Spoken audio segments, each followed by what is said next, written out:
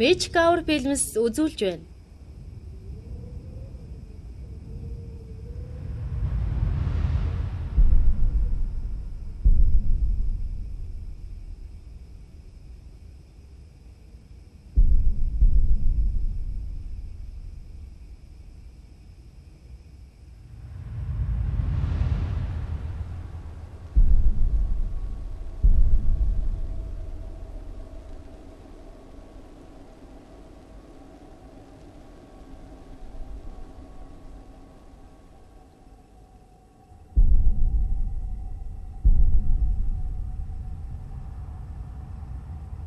Мөнхийн харанхуй руу өнгөвөөс.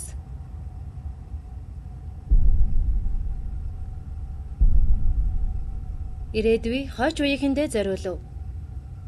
Найруулагч Майкл Мэдсэн.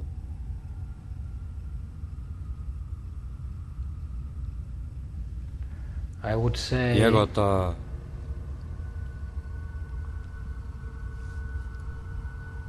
ирээдүйн хүн таны ирсэн газар та бүгдийг хамгаалахын тулд бид нэг зүйлийг болж нуусан. Та нарыг хамгаалахын тулд бид маш их хичээсэн. Юуж болсон энэ газрын амар амгаланг алдагдуулж болохгүй гэдгийг та нарыг мэдээсэй гэж бид хүсэж байна. Энэ бол дуглан амрах газар биш гэдгийг ойлгоорой. Та нар эндээс холбох хэрэгтэй. Тэгвэл аюулгүй байх. And then you will be safe.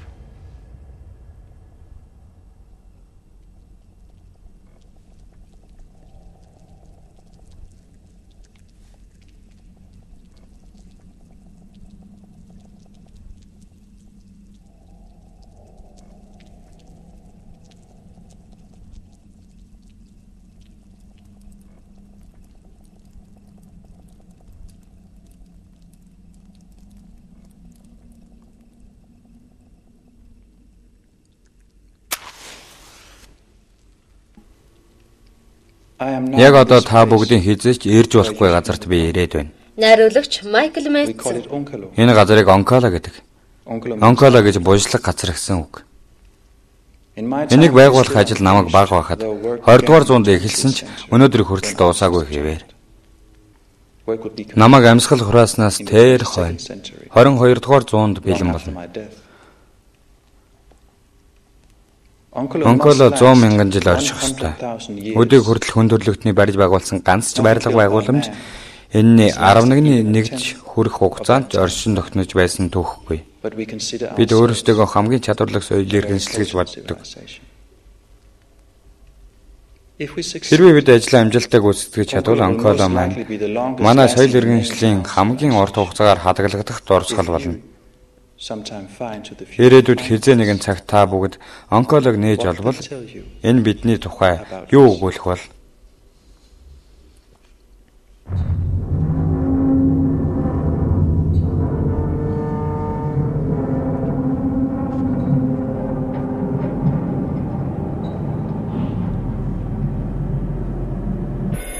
Цөмийн хаягдал.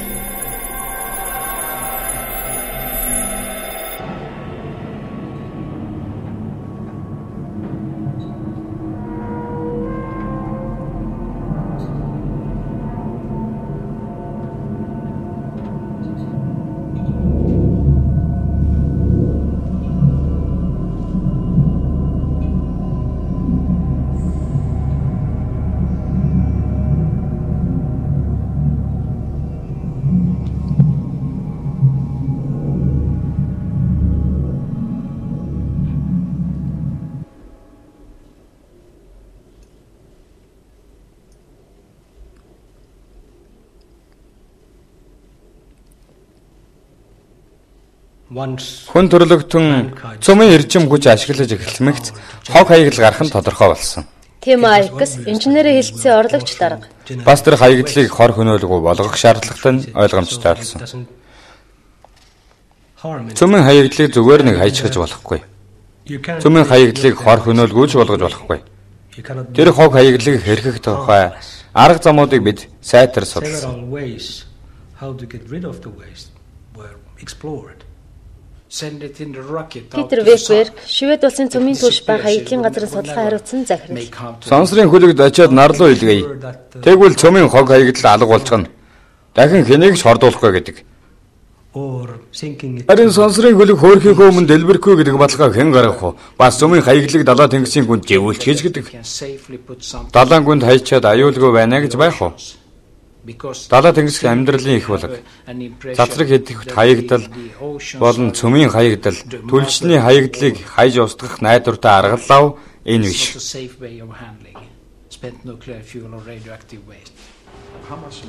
Өнөөдөр манай гариг дээр хэрэг цөмийн хаягдал хоримтлагдсан бай. Бүгд нийлээд Тимосефала Анкола цөмийн хаягдлын агуулгын олон нийтэд харилцах албаны ахлах менежер. Би яг сайн мэдэхгүй байна. 200 мянгаас 300 мянган тонн орчим болов да. Ямар ч хэлсэн иймэрхүү хэмжээний л баг.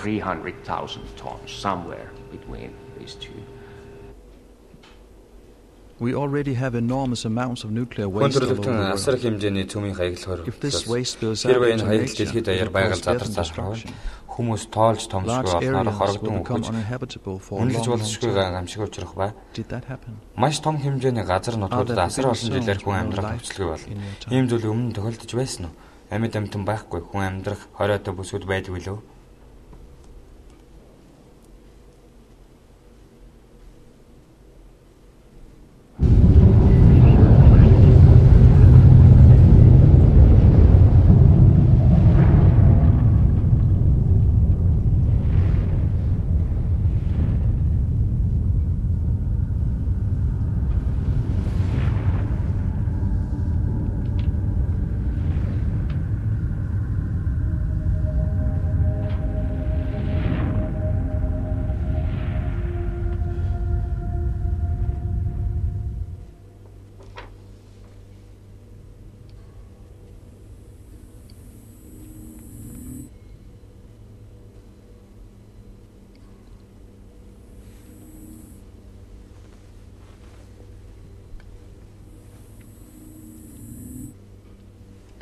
Винлав Хали Финландд цацраг туяа ба цөмийн аюулгүй байдлын удирдах газрын эмнэлгийн албаны дарга.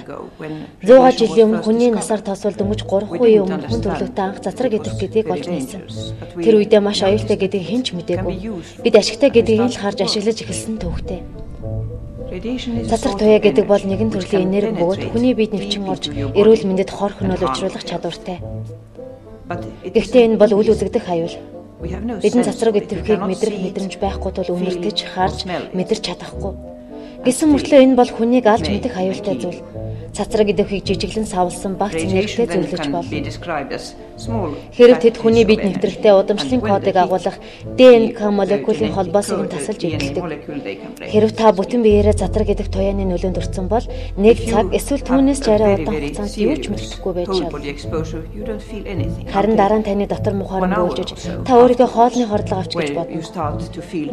Завсар хооронд нь таны бие гайгүй болж байгаа юм шиг санагдаж ч болно. Харин 2-7 хоногийн дараа цус салдаж эхэлнэ. Та суулгаж, халуураад хэдхэн 7 хоногийн дараа энэс болж амь насаа алдаж ч магадгүй. Цацраг идэх танд мөнхийн ул мөрийг үлдээн. Тэр таны генийг өөрчилнө. Генийн элдв гажиг согоо өвчин эмгэгийг үүснэ. Тийм учраас болгоомжтой байхтай. Цацраг идэвхжил өндөртэй бүсэд хизээч битгий үл. Мөн цацраг идэвхжлийн их усүртэй хизээч буг гарахур.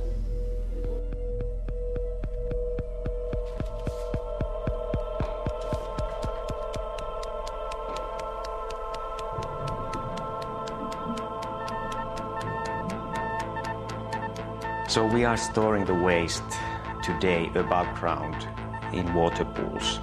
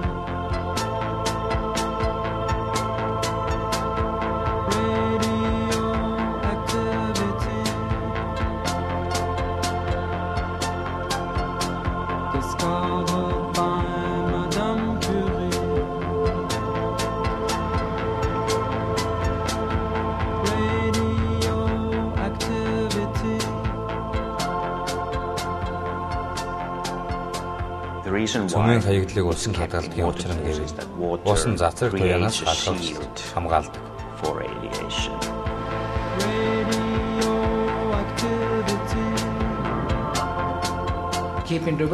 Цөмийн хаягдлыг дахин 10 жил, 20 жил магад 100 жил тусгаад ороход хадгалж болох байх л та. Харин 1000 жил хадгалж болох уу?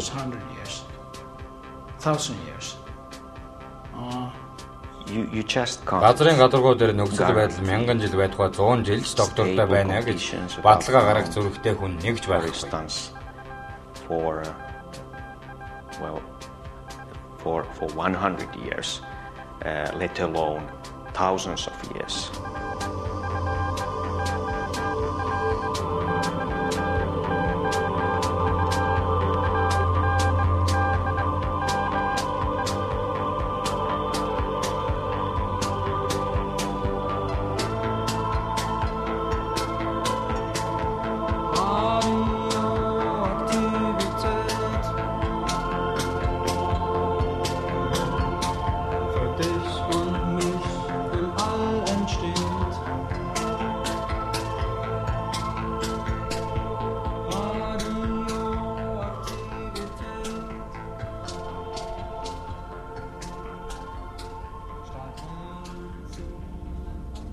Цөмийн хаягдлын агуулга нь байнгын хараа хяналттай байх ёстой. Усан сан хөрөнгөхийн тулд эрчим хүч хэрэгтэй. Бас засвар үйлчилгээд огтмол хийх шаардлагатай.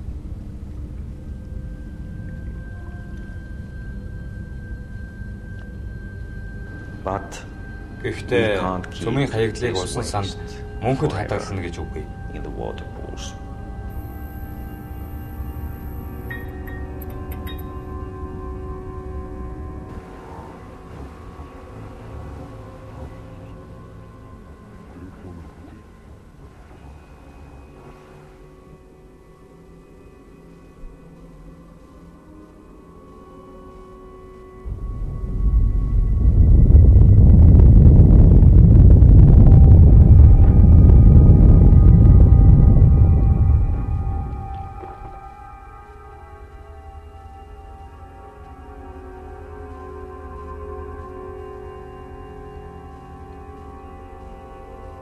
Өнгөрсөн 100 жилд дэлхий дээр 2 чтай гарсан. Газар дээрх нөхцөл байдал баталгаагүй. Is unstable.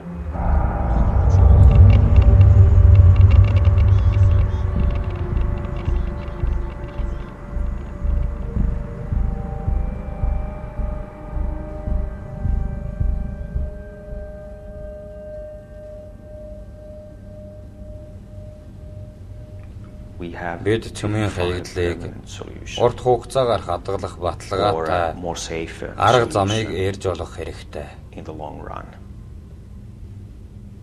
Манай соёл иргэншил урд өмнө байсан босод бүх соёл иргэншлүүдээс илүү ихээр эрчим хүчнээс хараат болсон. Эрчим хүч гэдэг бидний хамгийн чухал хэрэгцээ. Ирээдүйн та нарын хувьд ч бас ижлүү. Та нарын амьдралын хэм маягч бас хязгааргүй эрчим хүчийг шаардж байна уу? Бид атомын захиргааны станцаас гарч байгаа хаяг хаягдлын асуудлыг шийдвэрлэх шаардлагатай. Цөмийн эрчим хүч ашигладаг улс орнууд энэ талаар дөрвтэй арга хэмжээ авах ёстой гэдгээ улам ихээр ойлгон ухаарч байна. Бид эрчим хүч үйлдвэрлэсэн. Бид эрчим хүчийг ашигласан. Тэгэхээр үүсэн гарсан хог хаягдлагч бас хариуцах нь бидний үүрэг мөн. Бид энэ талаар ямар нэгэн арга хэмжээ авахгүй байна. Карл Рейнхольд Шведийн цөмийн хаягдлын асуудал хариуцсан үндэсний зөвлөлийн гишүүн. Цөмийн эрчим хүч ашиглахыг дэмждэг. Дэмждэггүйгээс нь үл хамааран цөмийн хаягдлын тухайд бүхэл хүн хариуцлага хүлээх ёстой. Цөмийн хаягдлын асуудлыг цөмийн эрчим хүчний асуудалтай холбон авч үзснээр өнөөдөр анхаарах ёстой. Цаашд ирээдүйг хоож үеийнхэндээ хор хүнөд учруулахгүйгээр хариуцлагатайгаар шийдвэрлэх ёстой гол асуудлаас бидний анхаарлыг сарниулж байгаа явдал мөн. Сами Саванрины Анкала байгууламжны тэслэгчин. Энэ хонголд орохоор заримдаа цаг хугацааны машин суусан юм шиг надад санагддаг юм. Өглөө ажилдаа ирэхэд гадаа нартай бараг зам болсон юм шиг байдаг. Орой ажиллаа тараад гараад ирэхэд цас ороод хунгарлцсан байх. Цаг агаар тэгж их өөрчлөгдсөнийг хараад би энэ хонголд хэрэг удсан бэ гэж өөрийн ирэхгүй бодогддог юм. Бас заримдаа харанхуйд ажилдаа ирээд харанхуйд ажилласаа явдаг. Яг л цаг хугацаа зогссон мэт санагддаг юм. 12 tuntia tunnelista takaisin pimeää, mikä tuntuu, että aika on ollut pysähdyssä koko ajan.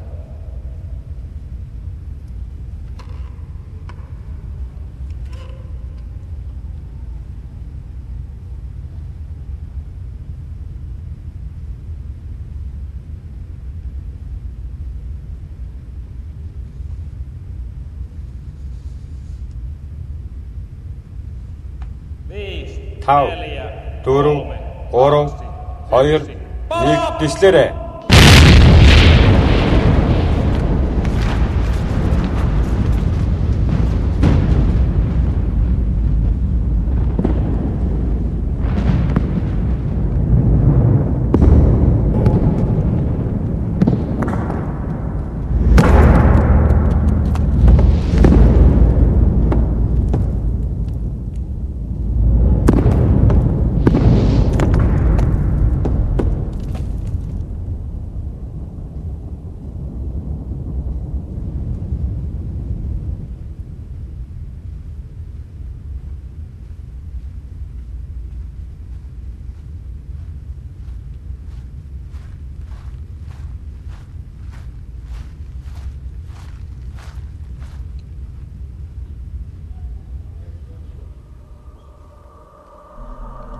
Цумын хаягдал бошлох мөнхийн шийдэл.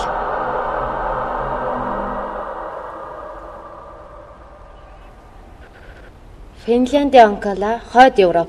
Газар зүйн байрлал, хойд өргөргийн 61 гараас 14-654, зүүн уртаргийн 21 гараас 28-55-39.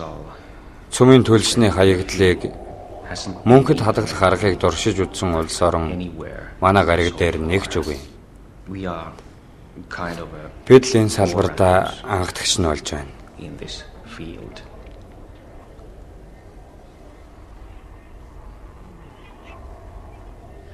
Бид маш урдаан хугацааны талаар ярьж байна. Энэ цөмийн хаягдлыг агуулах маань дор хаяж 100 мянган жилийн туршид бүрэн бүтэн орших ёстой гэсэн үүднээс шүү дээ.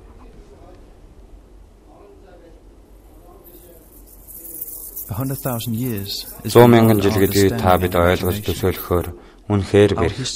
Хүн төрлөختний түүхийг 100 мянган жилдээ харьцуулахад асар богино. Танд юу санагдаж байна? Үр дагавар нь хэдэн зууны дараа мэдэгдэх бол бид цөмийн хог хаягдлыг хүн болон бусад амьд биетээс 100 мянган жилээр тусгаарлаж чадна гэдгээ л батлахыг хүсээд байгаа юм. Финляндийн чулуулаг хөрс 1.8 сая жилийн настай гэж дүгнсний үндсэн дээр л бид ирээдүгөө дор хаяж 100 мянган жилээр урьдчилан таамаглаж байна.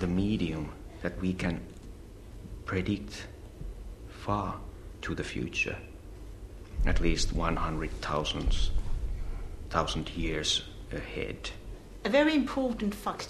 Berit Landqvist, Швед улсын цөмийн түвш ба цөмийн хаягдлын менежментийн газрын шинжээч. Цөмийн хаягдлыг агуулгын тусгаарлагдсан байх нь маш чухал. Бид ирээдүйд манах шаардлага гаргахгүй. Зүгээр орчих боломжтой юм. Энэ бол чухал. Яагтвэл газар дээрх нөхцөл байдал өөрчлөгдөнө. Харин чулуун дотор байдал доктортой хэвээрэн. Газар дээр юу болохыг тааж мэдхийн аргагүй. Дайн тулаан гарч болно. Эдийн засгийн хямралч болж болно. Гадаргуу дээр цаг хугацаа маш хурдан өнгөрдөг. Харин хад чулууны хувьд цаг хугацаанд элэгдэж хорогдох нь бараг үгүй шахуу шүү дээ. Энэ бидний мэд хамгийн доктортой орчин. Компани танилцуулга. Онкола хэмээх цөмийн хаягдал түлшний агуулгын байгууламжийг Финляндийн Еврожокийн мужийн онцгой арал дээр барихаар сонгосон юм. Oncola.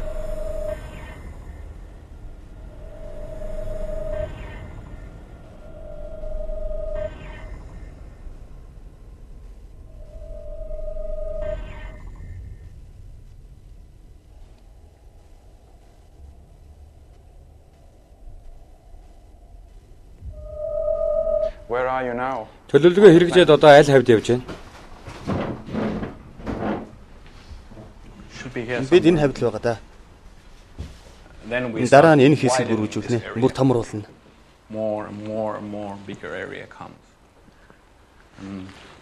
Том агуу шиг юм тийм ээ. Асар том агуу. Яг л газар доорох бүхэл бүтэн хот шиг.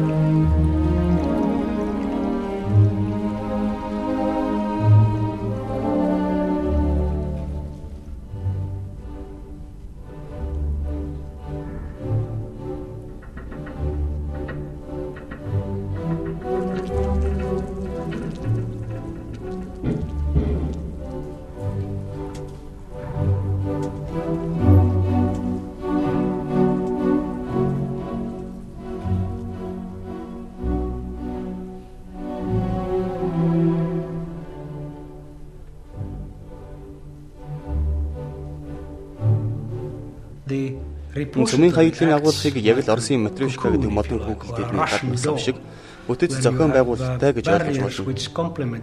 Хамгаалтын хаалт давхар бүр нь өмнөхийгөө нөхсөн маягтай. Нэг хаалт нь ажилтгүй юм гэхэд бусд нь хаагдвал цөмийн хаягдлын хорт нөлөөг багаснаа гэж төлөвлөжээ.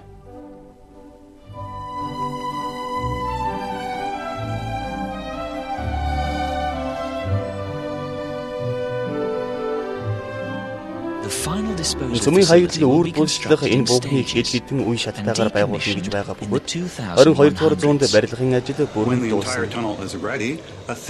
Агуулгыг барьж дуусаад онглын ам дээр зузаан бетон хаалт хийн.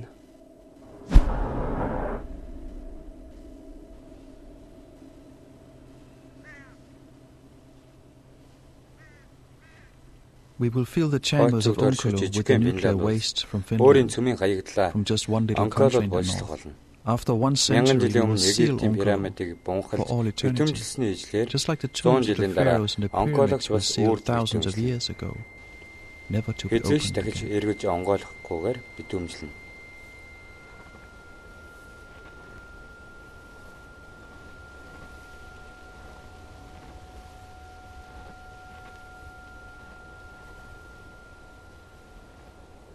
Цөмийн хаягдлын агуулгыг аюулгүй байлгахын тулд байнгын зохицуулалт, хараа хяналт, хүний ямар нэгэн идэвхтэй үйл ажиллагаа шаардлагадаггүй. Агуулга байгууламж нь хүний үйл ажиллагаанаас бүрэн тусгаарлагдсан идэвхгүй хэлбэртэй байх ёстой. So it has to be fully passive.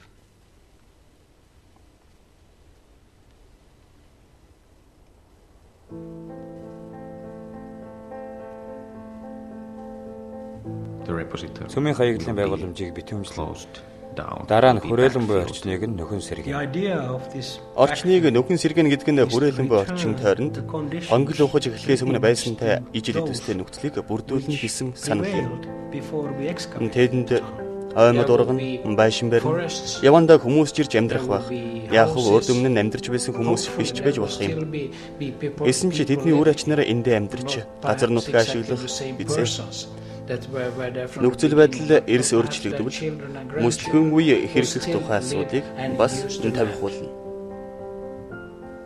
Мөслөг болбол агуулгын үйл ажиллагаанд асрыг нөлөө үзүүлэх нь дамжиггүй юм. Бидний таамаглаж байгаагаар ирэх 60,000 жилд мөслөг эхлэх бололтой. Assumptions, the scenarios, it will happen within 60,000 years from now. So everything disappears. Бүх зүйл disappears from here when the ice comes. Everything gets frozen. Орчин тойрондох бүх зүйл хөлдөж өвс ургамал өгнө. Мөнхийн хөлдөө туундар бол туурна. Мөслийн явцад хүмүүс онкологийн тухай санах болов уу? Yes, I think it would be forgotten in such a case. Мэдээлэл мартагдаж үгүй болно.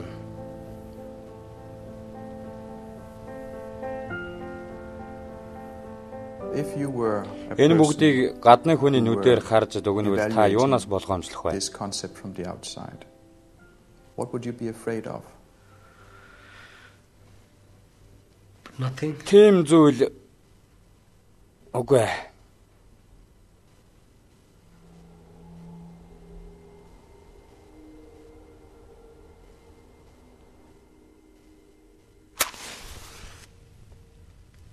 Эртүрдийн цагт хүн өмнө нь өөрөөс нь өөр ямар шаардлагуу самтан чадаагүй нэг зүйлийг сурсан нь гал гаргаж сурч. Хүн дэлхий бүхэлд нь эзэгнэн ноёрхов.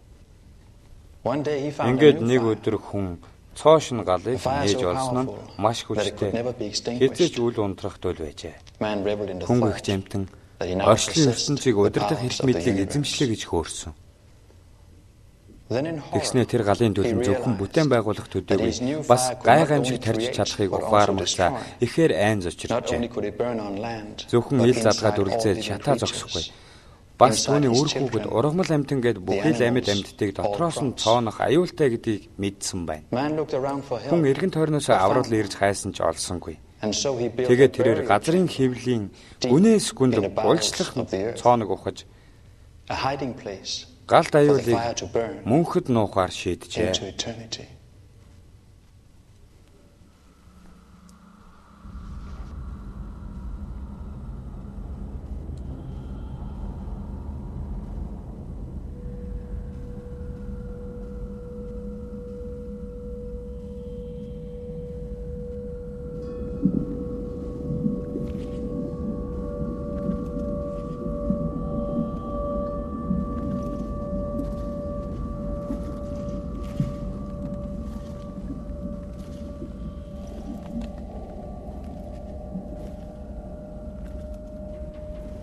You are now in the tunnel. Та одоо хонголд байна.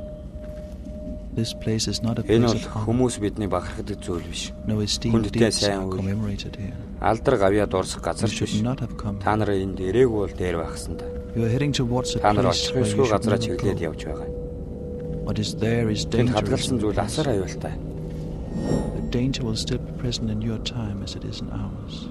Бас жигшүүртэй. Please turn around and never come back. Аюул занал хийлэл бидний үеэр төгсөхгүй.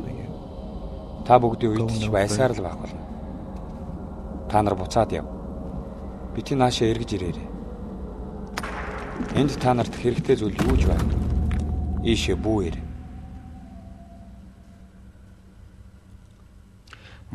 Би ховдоо бол хүн төрлөختөн ийшээ хизээч халдахгүй гэж итгэдэг.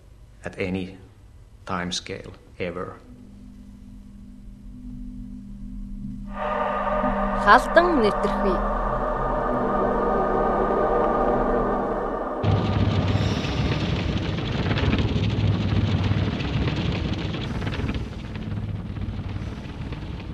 Ийм зүйл тохиолдож магадгүй гэдгийг бид бодлоо.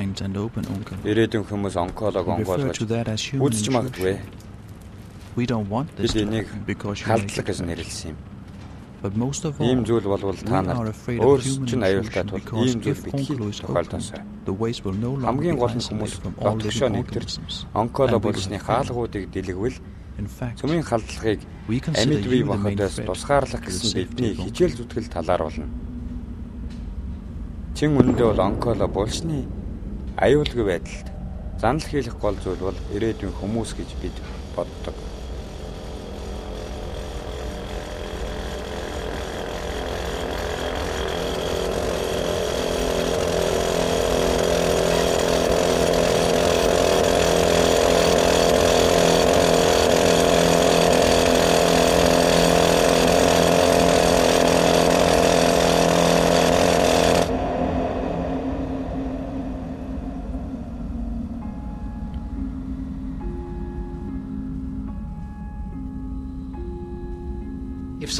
Хэрвээ ирээдүйд хэн нэгэн цөмийн хаягдлын агуулгыг ухаж үзлээ гэхэд бидэнтэй ижил соёл иргэншлийн төлөөлөгчд байх бай за. Тиймээс тэд цацраг хийх бодисын талаар мэдлэгтэй байх болоо да. Ирээдүйд ийм зүйл тохиолдох магадaltaй гэж бодох боловч би бүрийн итгэлтэй биш байна. Гэхдээ бас өөр зүйл ч тохиолдож болно. Ирээдүйн хүмүүсийн байгууламжийг олцоход шашин шүтлэгтэй холбон олгож болох юм. Эсвэл буш гэдэг ч юм уу. Эсвэл эрдэнэсийн санч гэж бодож магадгүй. Or a treasure.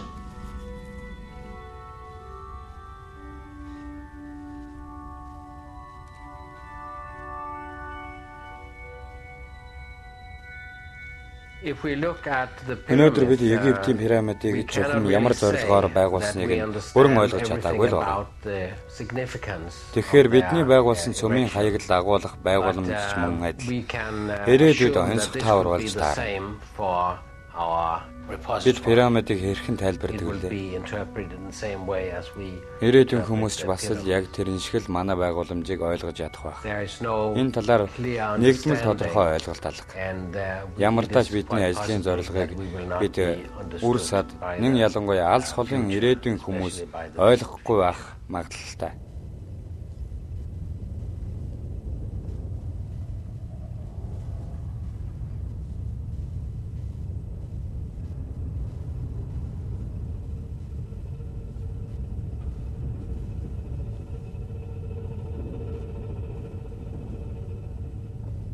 Хэрвээ хэн нэгэн цөмийн хаягдлын агуулгыг олвол яах вэ? Тэнд юу болохыг яаж мэдэх вэ? Тэд нь завцраг идэх бодисыг хэмждэг багц хэрэгсэл байх ёстой. Тэд нь тийм багц байхгүй л яах вэ? Тэгвэл химийн шинжилгээл хийх хэрэгтэй дээ. Хэрэг тэгж чадахгүй л яах вэ? Тэгвэл тэд газрын гүн рүү өрөмдөж чадахгүй гэсэн үг.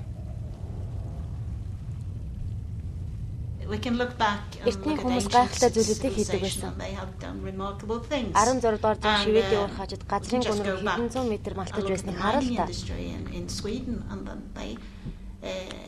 In the 16th century they went down several hundred meters. Ирээдүйн хүмүүс эсвэл бүдүүлэг чулуун зэвсгийн үеийн эсвэл техник технологийн өндөр хөгжсөн үеийн гэсэн ангилалд хамаарахгүй гэдгийг бид ойлгох ёстой. Ирвэн тийм хүмүүс газрын гүн рүү өрөмдөж чаддаг хэрнээ олсон зүйлээ бүрэн гүйцэд судлан таних мэдлэг технологи эзэмшээгүй гэж болох юм. Ромын эзэнт гүрэн үүс оршин тогтнож Мандан Батраад дараа нь мөссөн шүү. Карл Рейнхольд Брекенхем Шведийн цөмийн хаягдлын асуудал хариуцсан үндэсний зөвлөлийн гишүүн, шашин судлалын профессор. Яг энэ тэжлэлээр барууны нийгэмч бас тэрл шатуудыг туулах болно.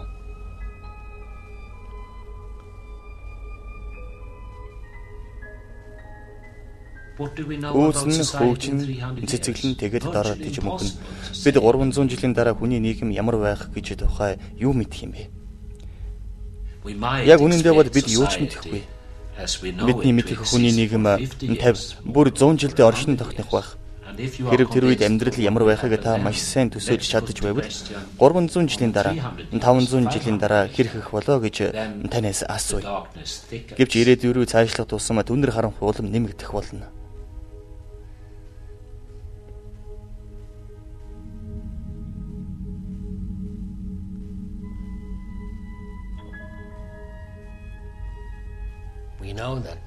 Нийгэм асар хурдтай өөрчлөгддөг гэдгийг бид мэднэ. Ирээдүйд шинжлэх ухаан технологийн чухалчилж үздэггүй тийм нийгэм байна гэж та төсөөлж чадах уу? Тийм юм болохыг үүсгэх аргагүй юм. Ирээдүйд техник технологи улам ихээр хөгжиж болно. Эсвэл бүр хоцрогдож хол хаягдаж ч магадгүй юм. Бид жохомдоо ирээдүйд юу болохыг мэдэхгүй. Хэдэн зууны дараагаар хүн төрлөختөн балар эртний Неандертал өвөг дээдсрүүгээ чиглэн ургуу хөгжийг хинж үүсгэж чадахгүй. Миний бодлоор бол өөрчлөлт дутагдах байх. Like getting short for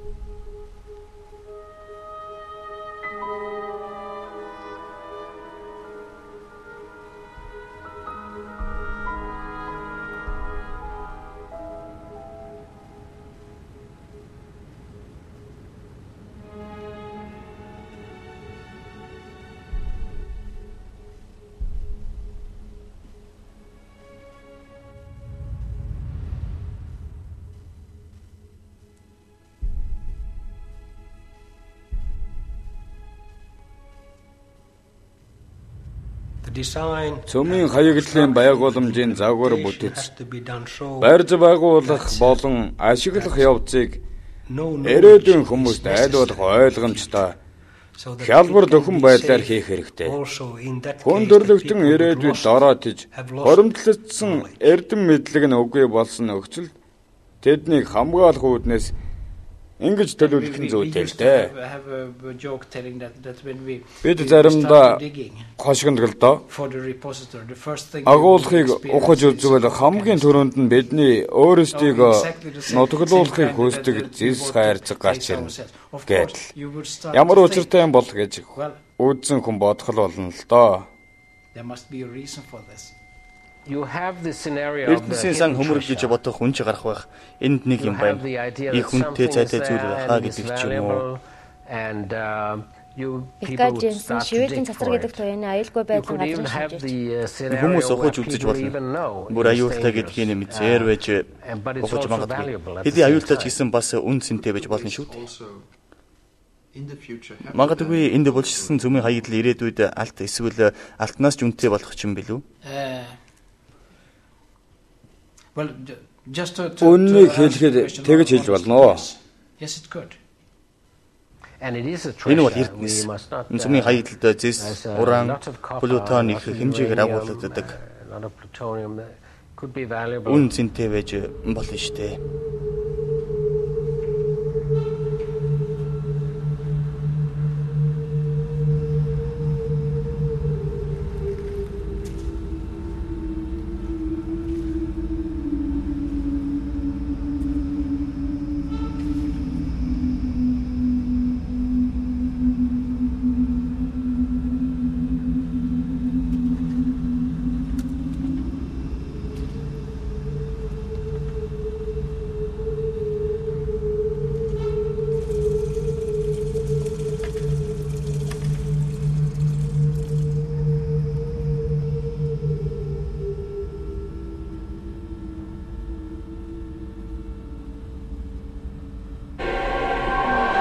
Ирээдүйн хүмүүсийг сэрэмжлүүлэх үү?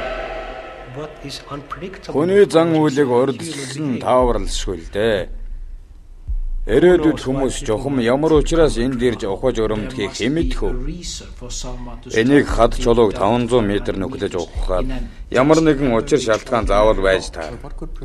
Яавал тэд ийм зүйл хийхгүй байх бол? Мэдхгүй юм. Энд байгаа зүйлийн талаар бүрэн гүйцэд мэдээлэл авбал өгөхгүй болов. Магадгүй. Энд өрөмтөхийг хориглоно гэсэн тэмдэг тавьчих болвол тэгвэл тодорхой цаг хугацаанд үйлчлэл байх. Энэ чинь юу гэсэн үг вэ? Хэрвээ ямар нэг тэмдэг тавих юм бол энийг тэмдэг гэж нэрлээд байгаа юм. Тэгэхээр энэ ойлголт энэ саналыг нэлээд их бодсон л доо. Цөмийн хаягдл булчилсан газрын тусгайлан тэмдэглэх тухай хамгийн ойлгомжтой тэмдэг бол ямар нэг зүйл төр бичиг бичиж үлдээх явдал л доо. Яг л нөгөө дээрээ бичгтээ эртний чуулга шиг энэ бол нэгдсэн үндэсний байгууллагын хүлээн зөвшөөрсөн хэд хэдэн хэлээр бичлэгийн давтсан жирийн тэмдгийн жишээ юм. Энэ газрын тухай ерөнхий болон дэлгэрэнгүй мэдээллийг агуулсан байна. Гэхдээ тэмдэг гэдэг нь мэдээлэл хүргэх хөл бүтэн системийн нэг жижиг гэж ойлгох нь зүйтэй юм. Өөрний газар гэхэд дэлгэрэнгүй мэдээллийн цуглуулгыг байрлуулж болно. Өөрөөр хэлбэл нэг том чулуун дээр сийж үлдээснээс илүү дэлгэрэнгүй мэдээлэл байна гэсэн үг юм. Бас газар доор чулуун дээр бахан номын сан сийж болох юм да. Ямар мэдээлэл агуулсан байх юм? Энэ бол чухал ач холбогдолтой газар биш ээ. Харин аюултай газар. Энэ газраас хол битгий хүндрэ.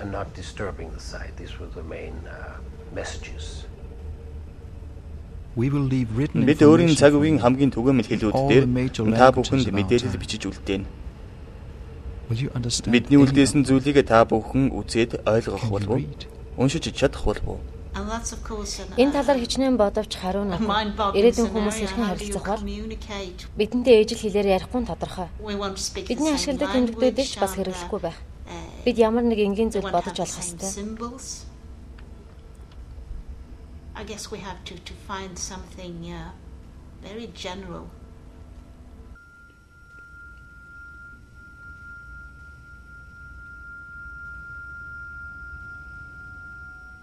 Ийм нөхцөлд болигдуу хэдийж утга санаа нь тодорхой шав зураг санаанд ордог юм. Дэлгэрэнгүй мэдээлэл өгөхөөс илүү хүчтэй мэдрэмж төрүүлэх гэсэн оролдлого юм да. Хүмүүст дэлгэрэнгүй мэдээллээс илүүтэйгээр айдас хүрм, дүр зураг илүү нөлөөлөхийг та зөнгөөр мэдэх байх.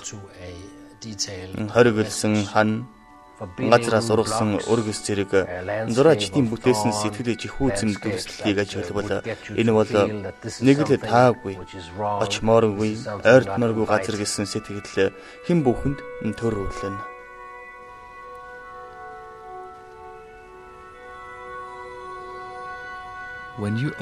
Та онкологийн байгууламжийг онгойлгох үед газараас ургас ургасан байхыг харав. Энийг үзээд танд эргэлзэх сэтгэл төрсөн үү? Эсвэл сонирхол татсан уу? Таныг чухам юу хөдөлж ийш нь авчирв? Гадаргуу дээр нь бидний үлдээсэн улмар уу? Эсвэл цуу яриа юу? Ирээдүйн хүмүүст сэтгэл зүйн нөлөөлөл үзүүлэх мэдээллийн хувьд Эдвард Мюнхен Чарлах дуу гэдэг зургийг нэлээд сонирхсан. Ямар нэг сөрөг зүйлийг дүрсэлсэн. Зөвхөн гутралыг илэрхийлсэн зураг да. Энийг харсан хэн боловч тааламжгүй зүйл гэдгийг шууд л ойлгох болно. Гэхдээ энэ зураг аль ч цаг үеийн янз бүрийн насны хүмүүст бүгдэд нь ойлгомжтой байж чадна гэж та бодож байна уу? Тийм ээ, би тийм байж чадна гэж бодож байна. Бүх хүний хувьд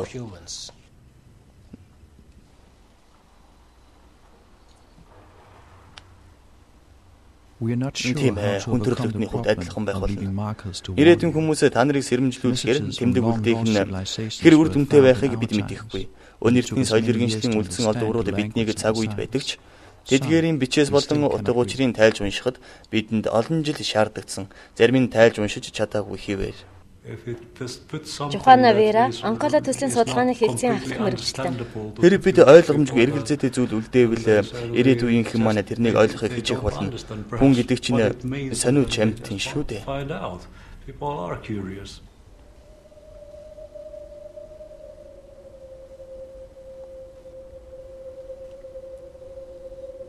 Нүүрэн талын доош нь харуулсан Норвегийн эртний бичигдэл чулууг авч үзье. Өвөг дээдс маань энэ чулууг хөдөлгөж болохгүй гэж анхааруулад буруу санаатнууд хүрч болохгүй гэсэн байдаг. Гэвч энэ анхааруулгыг археологчид мэдээж тоож үзээгүй, огтхон ч хайхраагүй. Тэгэхээр анхааруулга тэмдгийгч бас ирээдүйд ижил хувь тавилан хүлээж байж болох юм. But of course, this warning was not supported by archaeologists. They disregarded it completely. So this is a quite probable fate also of a marker for these distant futures.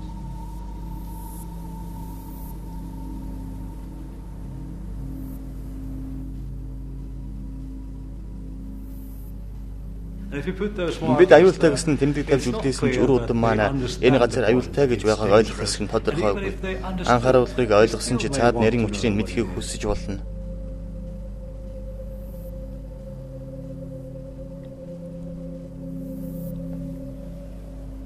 Энээс үүдээд зарим хүмүүс цөмийн хаягдлын байгууламжийг байгуулж хаад мартах нь зүйтэй. Тэгвэл яг энэ газрыг олж ирэх магадлал бага гэж үзэх болсон л доо. Өнөөдрийн хүртэл энэ байгууламжийг мартах асуудлыг хэлсээр л байна. Тийм ээ, хоёр янзын үйл баримтлал байх шиг байна. Нэг хэсэг нь газар дээр анхааруулах тэмдэг тавьж үлдээх хэрэгтэй гэж байхад нөгөөдөл нь цөмийн хаягдлаа булшилсан газрыг ортоос мартах нь зүйтэй гэсэн саналтай байна л да. Тэмдэг тавьж үлдээвэл цөмийн хаягдлын байгууламжийг хөндөх хэрэгсэл нэмэгдэнэ гэдэгт та үнэхээр бодож байна уу? Тийм ээ, тэгж бодож байна. Personally, энэ газрын тухай мартснаас болж олон асуудал үүснэ гэж би хувьдаа боддоггүй.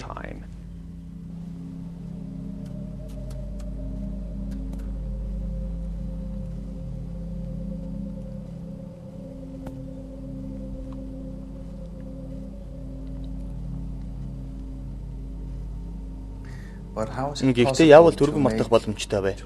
Онколо шиг байгууламжийг хэрхэн алга болгох вэ? How is it possible to make a facility like Onkalo disappear from? Well, you say. Тийм ээ, та хэлж байсан. Энэ амар биш гэж хэлсэн шүү дээ. Тэстэрэ.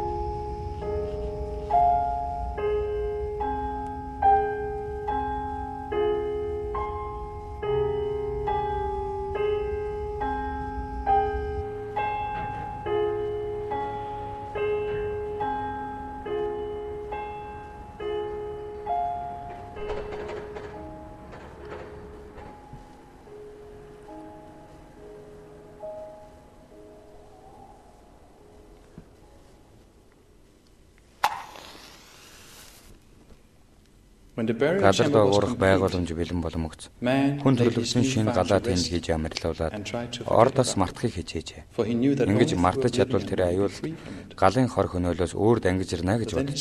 Гэвч хүн бодлого үр хүүхдүүд нь тэр бунхныг олж галыг нойрноос сэрээхүй хэмээн санаа зовх боллоо.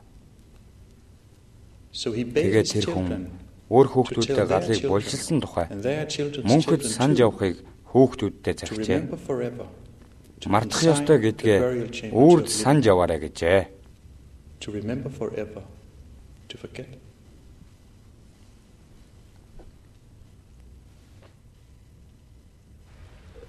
Эскороколо Финляндийн цацраг гэдэг туяа болон цөмийн аюулгүй байдлын албаны ерөнхий зөвлөл. Энэ асуудалтай холбоотой хуулийн эзэн үндсэн зарчмуудыг авч үзвэл нэгдүгээрт өөр удамдаа залгамжлуулан үлдээж буюу өөрийг хариуцлагыг хязгаарлах асуудал орно. Энэ нь бид хойч үеийнхэндээ тэдний өөрөх ёсгүй ачааг өөрлөх ёсгүй гэсэн үг. Хоёрдугаар зарчим нь ирээдүйн хойч үеийнхнийхээ хамгаалах, тэдний аюулгүй байдлыг хангах. Өөрөөр хэлбэл бидний үрсээр өнөөдрийн бидний амьдарч буйгаас илүү аюултай орчинд амьдрах ёсгүй гэсэн үг юм. Гурав дахь зарчим нь хадгалах байгууламжийн талаарх мэдээллийг бид ирээдүйн хойч үеийнхэндээ заавал дамжуулах ёстой.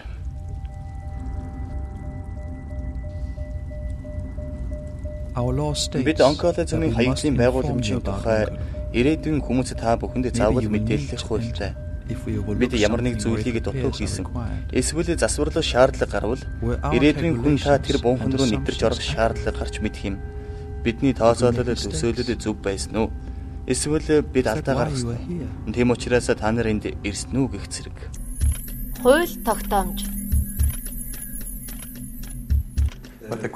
Мэдлэг дамжуулах. Энэ талаар хууль юу гэж заасан байдаг вэ? Энэ талаар одоохондоо хуулинд тусгасан зүйл байхгүй гэж би бодож байна.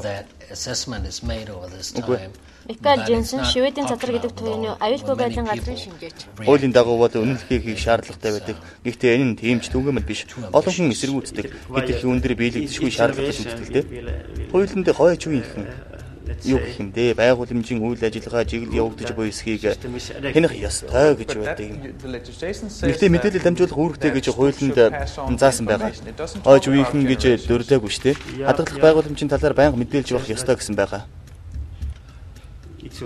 Байнга мэдээлж байх гэсэн байна. Энэ чухам юу гэсэн үг юм болоо?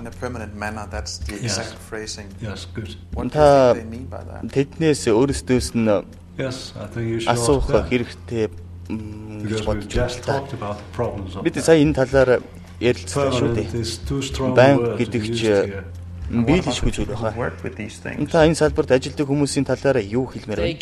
Тэр бүгд эрдэмтэд шинжээчдийн тусдаг туршин зүйл хөгжлөөр хөгждөг гэх үү? Энэ бүгд тэдний хувьд энэ зүйл. Тэд даалгаврал гэж үздэг. Би сайн ойлгохгүй байна. Энийг ойлгосон хүн байдаг гэж би өөрөө бодохгүй. Байгууламжийг байгуулах ажлыг зөвхөн төвшөнд хийж гүйцэтгэсний дараа цаашдын хариуцлагыг улс хариуцах ёстой гэж тэд шийдсэн байдаг юм. Ирээдүйн үеийнхэнд мэдээлэл дамжуулах асуудлыг Финляндийн төр засаг хариуцна гэсэн үг үү? Тийм ээ. Энэ нь байгууламжийн талаарх мэдээллийг ирээдүйн хойч үеийнхэнд бүгдэд нь ойлгомжтой байдлаар дамжуулна гэсэн үг үү?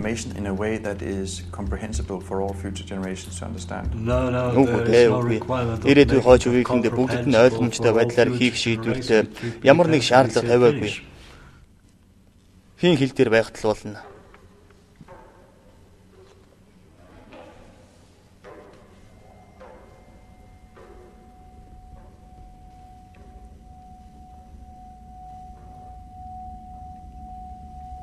Бидэнд цөмийн хаягдлын тухай мэдээллийн архив одоохондоо алга. Хэрэг бид тийм архив байгуулвал хойч үеийнхэн маань архивын мэдээллийг шинжилж бас хэлийн дараачийн үеийнхэндээ ойлгомжтой байдлаар дамжуулах үүрэг хүлээх болно. Хүн төрлөختөн ирээдүйд мянган үеийн турш оршин тогтнох болов уу?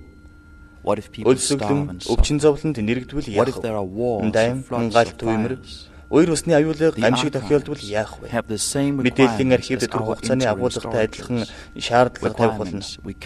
Тэгсэн мөрлөө бид тэдгээр шаардлагад баталгаа гаргаж чадахгүй. Тийм учраас л бид онкологийн цөмийн хаягдлын агуулгах байгууламжийг байгуулж байгаа юм. Хамгийн гол нь цөмийн хаягдал болоод цөмийн хаягдлыг агуулгахын аюулгүй байдал нь архивын тэмдэглэлээс хамаарахгүй шүү дээ. Тийм бол яагаад энэ хууль хэрэгтэй юм бэ? Мэдгүй л дээ. Хууль тогтоогчид бичиг тэмдэглэгийг төр засагт гардуулж өгөх хэрэгтэй гэж шийдсэн. Тэгээд л тэр Тэгэхээр өнөөдрийн байгууллага архивын тодорхой хугацаанд хадгалагдана. Тэгээд дараачийн үеийнхэн архивыг шинжилнэ гэсэн үг үү? Тийм ээ.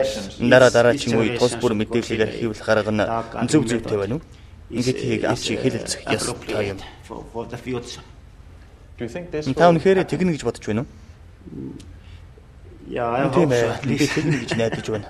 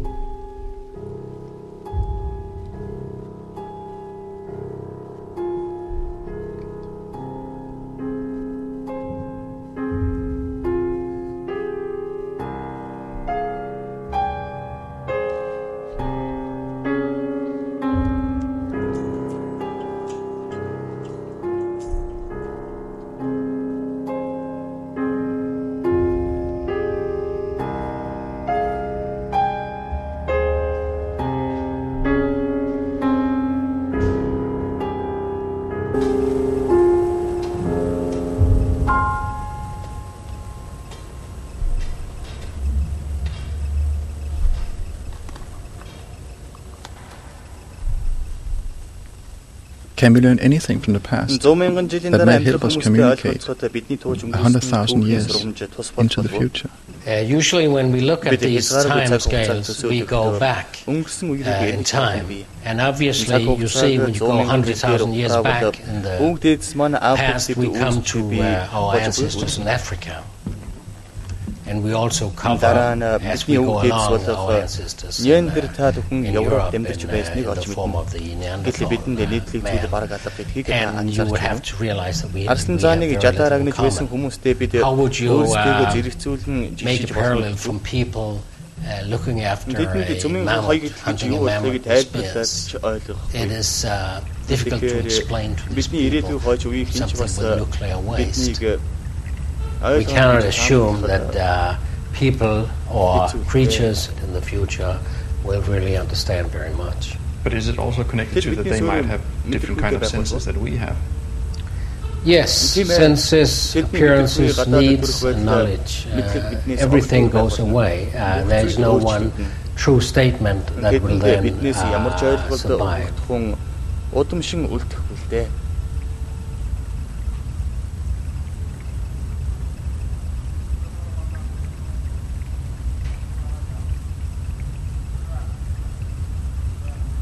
Do you basically trust the future generations?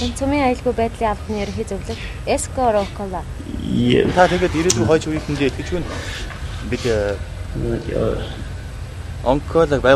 trying to do Onkalo as independent of human nature as possible because we can't predict exactly how the humans will behave in the future. It is very difficult to answer that question because trust on that aspect. So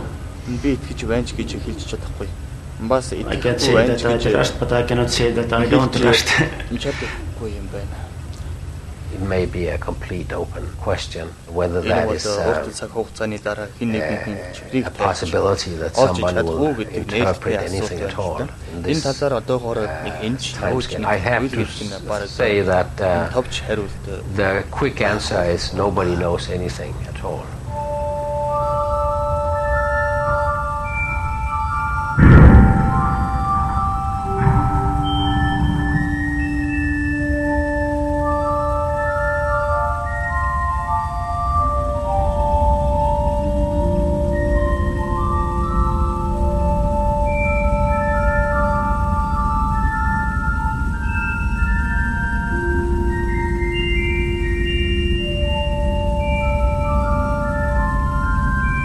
If we cannot rely on markers and archives, how will you know? Maybe our legends will reach you by being told over and over from generation to generation, like ancient legends have reached us.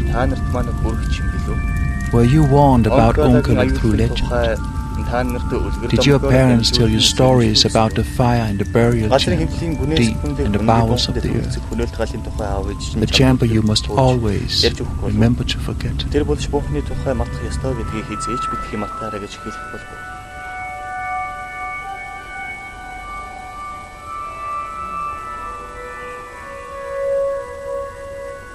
Onkalo is our very first permanent repository for nuclear waste. But when Onkalo is sealed a century from now, it'll hold only a fraction of the waste we have. We must build many more Onkalos far from earthquakes and volcanoes to keep the waste away from the surface of the earth.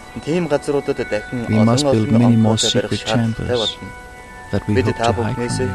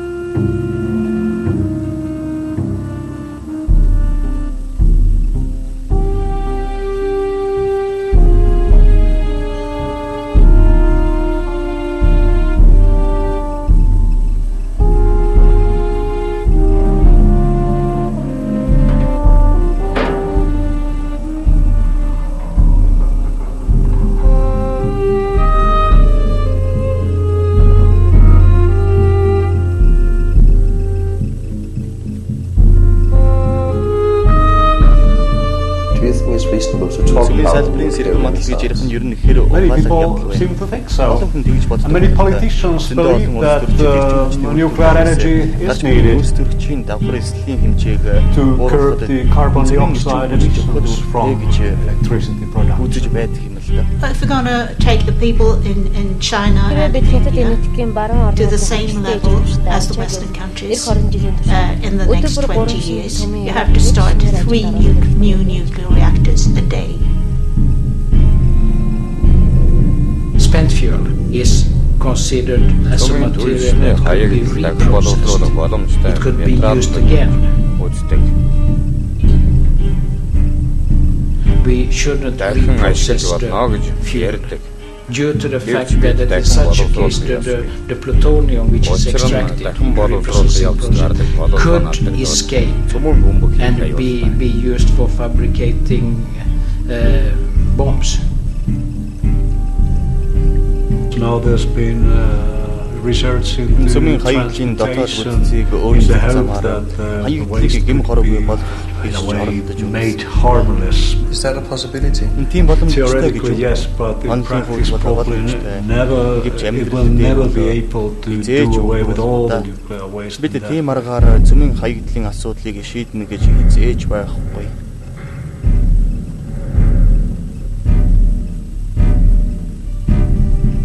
So there is no way around nuclear waste. At the moment, nobody's finding a way around it. If we want to use nuclear energy, we will have nuclear waste.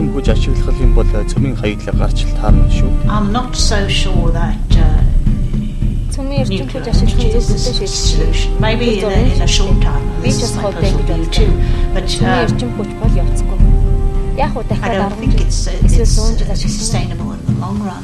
But maybe for the next decades, century. Why do you think so?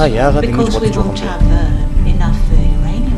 We'll be just like the oil. I think we all can agree that the oil is insufficient.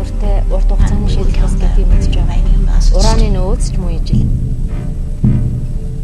running out of energy sources could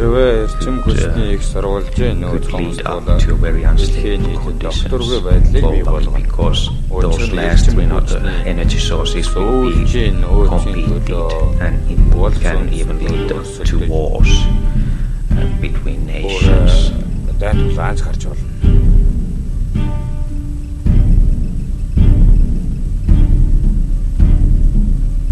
The point with the permanent disposal гэдэг өөрд болчихно гэсэн үг.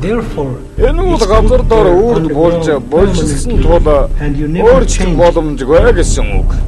We have coined the term decisions under uncertainty. Шинэ нэр томьёо зохиосон. Цөмийн хаягдлын боловсролын асуудал гэдэг бол яг л тийм харанхуйд таамгаар гаргаж буй шийдвэр мөн. When you do a project like this, you must state what you know, and you must state that you know what you know that you don't know, and also what you don't know that you don't know. Таны санаанд ормгүй олон зүйл байдаг тухай огт мэддэггүй гэдгээ өөрөө ч мэдэхгүй яваа гэдгээ хүлээн зөвшөөрөх шаардлагатай.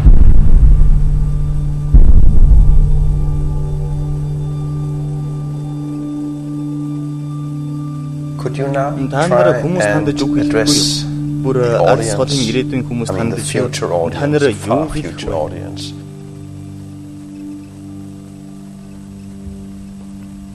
I personally have a strong belief that no human intrusion will take place ever into Onkalo. But if I'm wrong, I would love to be able to meet you and to try to communicate with you. This is probably the only testimony of our time. You're now entering a repository with spent nuclear fuel from the 21st century. It must be stored in a safe place. This place should not be disturbed. Don't go there. It's dangerous. It's radioactive. You can't see it, you can't smell it. Don't touch anything. Go back up to the surface and take better care of our world than we did once. And you will be safe if you stay away from it. Good luck.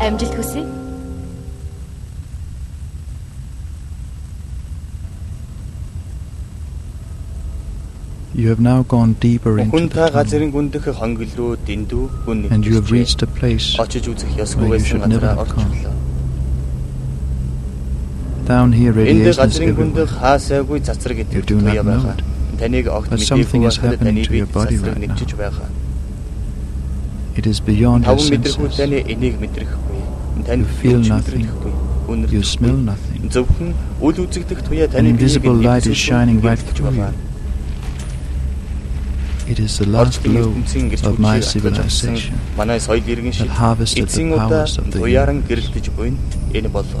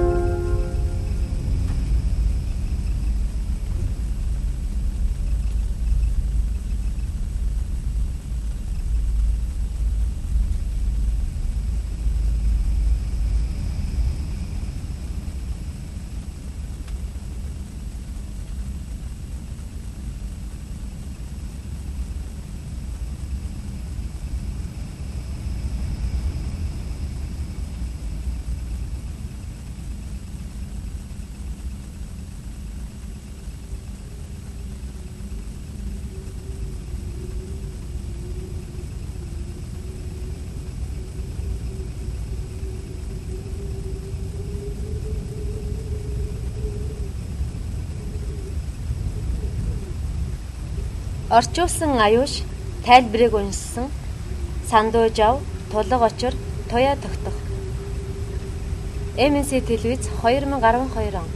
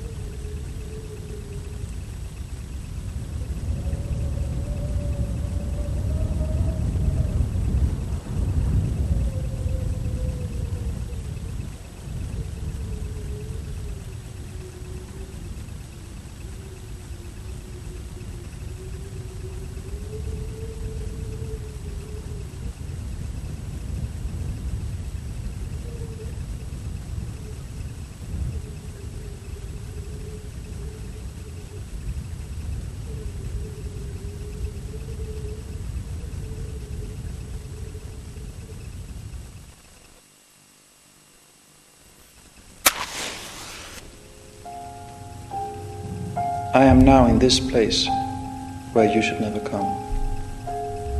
We call it